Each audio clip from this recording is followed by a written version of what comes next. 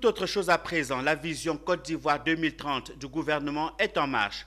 Elle englobe tous les secteurs d'activité pour un processus de développement durable. Quelle sera la contribution des chambres consulaires nationales dans cette dynamique? C'est le thème du séminaire des chambres consulaires nationales organisé ce jour. Ce séminaire est l'occasion de mener des réflexions sur une stratégie commune de repositionnement, la problématique du financement des chambres consulaires nationales. Autre précision dans ce compte-rendu que signe Ange Assémian. Il ouvre ses portes aux élus des 3 chambres consulaires nationales à Abidjan. Le séminaire de réflexion sous le thème Vision 2030 du président de la République. Quelle contribution des chambres consulaires nationales? Pendant 2 jours, il sera question pour les 3 chambres consulaires de Côte d'Ivoire d'analyser leur position institutionnelle actuelle ainsi que la contribution qu'elles pourraient apporter dans l'atteinte des principaux objectifs de la Vision 2030 du gouvernement. Pour relever tous ces défis, le projet des sociétés du président de la République Côte d'Ivoire solidaire 2030 s'appuie sur le capital humain et le secteur privé, considéré comme le moteur de la croissance, sinon comme le levier de la croissance.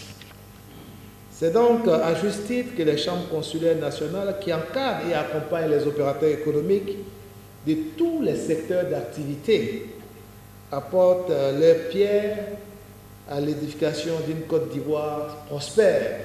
La première journée de ce séminaire sera alimentée par des ateliers sur le renforcement de la position institutionnelle ainsi que de l'autonomie financière des chambres consulaires nationales. Une phase qui dénote de l'engagement des acteurs à marcher selon la vision du président Alassane Ouattara qui, dans le plan national de développement PND 2021-2025, vise la transformation structurelle de l'économie ivoirienne au travers des investissements massifs attendus du secteur privé considéré comme le moteur de la croissance, soit 75% des investissements prévus d'un montant de 59 000 milliards de francs CFA.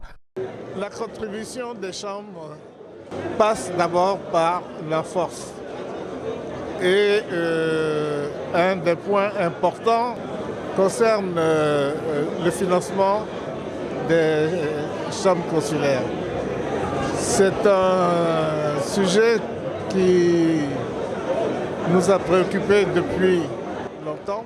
Par ailleurs, ce séminaire permettra d'envisager les axes d'intervention communs et des projets structurants en faveur des ressortissants de chaque chambre.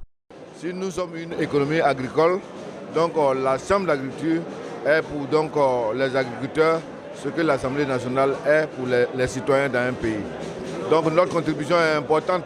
L'économie repose sur l'agriculture, donc l'économie repose sur les ressortissants des chambres d'agriculture.